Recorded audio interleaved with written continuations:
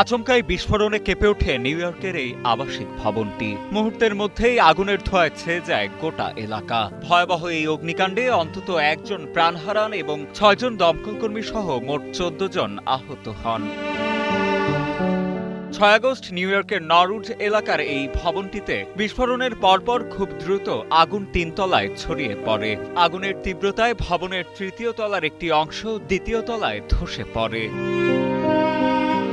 খবর পেয়ে দ্রুত ঘটনাস্থলে ছুটে যায় জরুরি সেবা বাহিনী। আগুন নিয়ন্ত্রণে ৩ শতাধিক এফডিএনআই এবং ইএমএস সদস্য অংশ নেন। ভয়াবহ এই অগ্নিকাণ্ডে ভবনটির জানালা ভেঙে চুরমার হয়ে যায় এবং ঘন ধোঁয়ায় চারদিকে অন্ধকার নেমে আসে।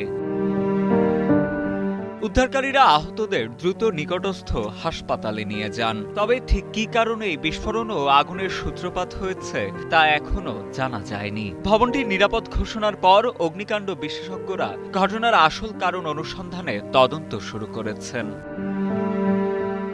সাজিদ আনিল, ডেস্ক রিপোর্ট, সময়ের আলো।